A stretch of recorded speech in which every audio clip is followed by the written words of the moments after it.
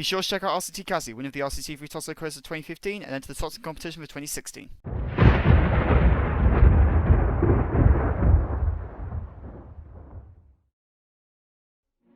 Hello and welcome to episode 14 of Let's Build the Ultimate Theme Park 2016. And so it begins. The wooden supports. Oh god, this is going to take at least, I don't know,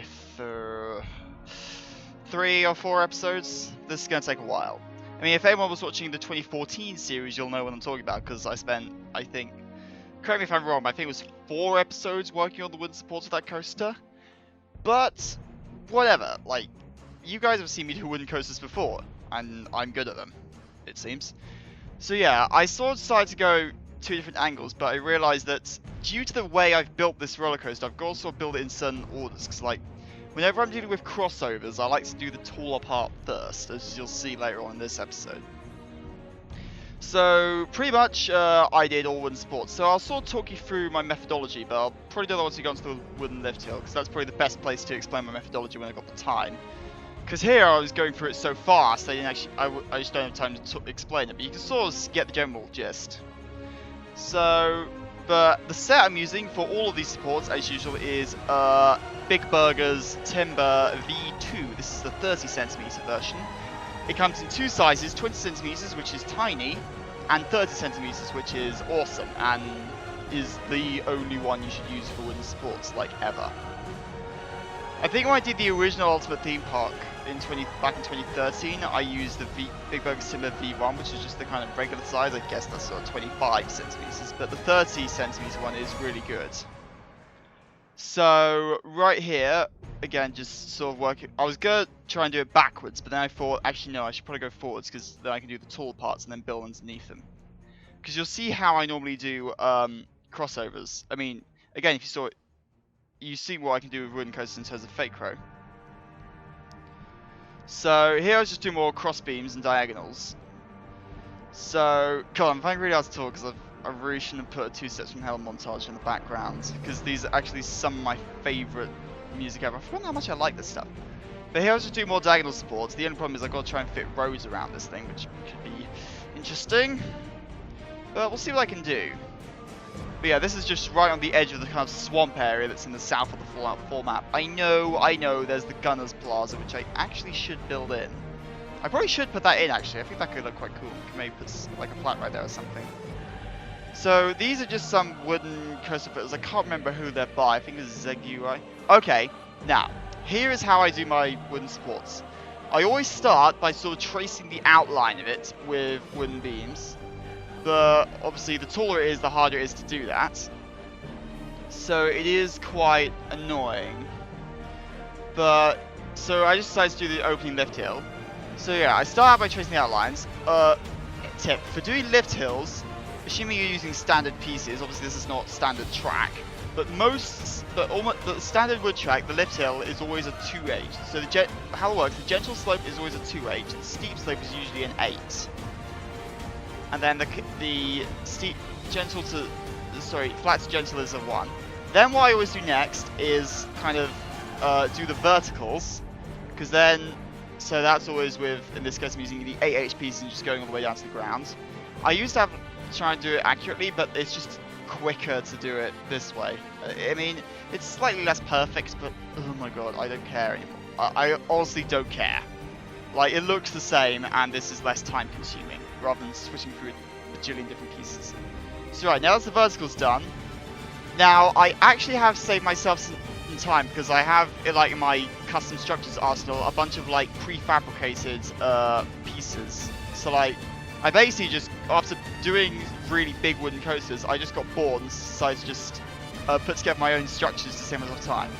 So then with taller things, if it's shorter, but with here this was actually quite important, I then always do like horizontal beams going the usual cross pattern, 1H off the ground. So you can see I always go parallel, then I go across between the beams. I never use diagonal pieces, like going a slant. Then the next step is to do the remaining horizontals. Now you can see with tall structures this does take a while. I think the total time I spent doing supports with fake row was 6 hours. That took a long time. But that was possibly one of the greatest wooden coaster, well, for now, that I've built. Currently, I think, in terms of my favourite coasters that I've ever made, Fakro probably stands at maybe number 3. I think my number 1, without question, has to be Lotsu Ul. Obviously, you know, basically the image from the Vulkenda. I'm sorry, that coaster was the whole inspiration for the theme park. Like, that one idea, that one drop was pretty much the inspiration for the rest of the theme park. Oh yeah, I don't know what that was. My PC was playing up a bit funny. So yeah, here I'm just still doing horizontals. So Vulcan is probably my favourite coaster I've ever built. Second, it's probably maybe a tough tie between Fakro, but also the Phoenix I did last year. Having said that though, Ruckus that I did this year was pretty damn fun. That was actually a really good one. I really enjoyed that. Insanus, that was a fun one to do. That was the first time I ever used this CC. I tried to do something a little different. And then, now for the final stage, unless you want to go into wide spots, is the diagonal beam. So normally what I do whenever I'm spacing my horizontals, I always do 4H because then you get nice 45-degree angles. Although obviously there's always some squares that don't quite fit, so you can see I'm using a few 2H pieces here, if you can keep up with the speed at which I'm building. So yeah, it's not perfect, but I always do the diagonal pieces. Now, in the next episode, I will probably start doing the wide supports. Oh god, I forgot about those. But oh my god, how am I even going to do those? Those are going to be so awkward to do. Because I've never built wooden coasters on like a slant like this with a proper lift hill. Like, this is a really awkward way to do it. Like, normally whenever I build wooden coasters, it's always a flat surface. Whereas this, I've got a slant, so it's slightly awkward. Wide supports is going to be really weird. I'm honestly really should have dropped down this whole section 1 more just to make my life a little bit easier, because I'm just using 3H pieces on the bottom. I'm trying to keep it in flush with the terrain. So here I was just doing the little details up top. So at this stage I was thinking, okay, yeah, that's good. And then obviously more wooden footers. That's always the last thing I do. I always try to do that before wide supports, because trust me, trying to do footers around wide supports is an absolute nightmare. You can't see what you're doing at all. So then I decided to just do a little bit more work. So I didn't want to do anything major because I was sort of I didn't want to take up too much time with this recording session. So I decided to then just do this little overbank turn that's outside. Now this is actually this actually ended up being a lot trickier than it should have been. It's the terraforming that does it, because like I said, I've never done wooden coasters with this type of terraforming before. I'm literally jumping up that 8H slope on the side and then jumping back down.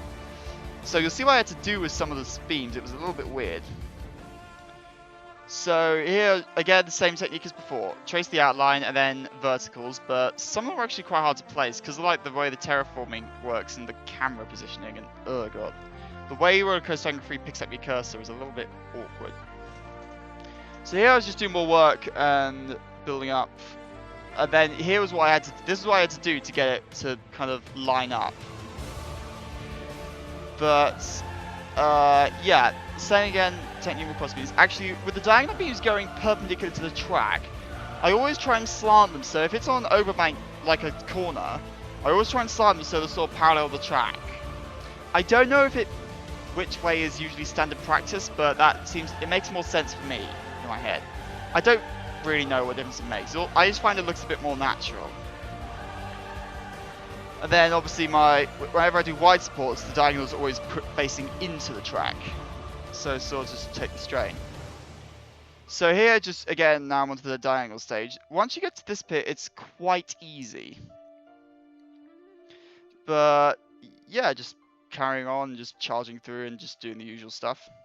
Like for me, this is all standard practice to me. It's a little bit off. Once I get into the swab bit, it should be easier. This is probably going to be the trickiest part. But the swamp, actually, again, I need to fill it up with foliage and stuff. I also need to find a crashed helicopter, okay, technically in the swamp it's a crashed vertibird, for Fallout fans. But, yeah, at this stage I was pretty much done with that, so I just decided to do some light terra painting and just I don't know, actually, there's still quite a little time left on the screen. I don't remember what I did after this, actually. I might have just done some details. Oh no, I decided to start on the initial job. I didn't actually do all the cross beams. I just did the tracing and the verticals. So yeah, Now, with corners, there are certain ways, like, I can't remember who it was, it might have been like someone like RCT3 Mike, who made an absolutely brilliant tutorial on how to do supports of wooden coasters, and it's what I follow for this. Like, it's applicable to both the standard track and this CT.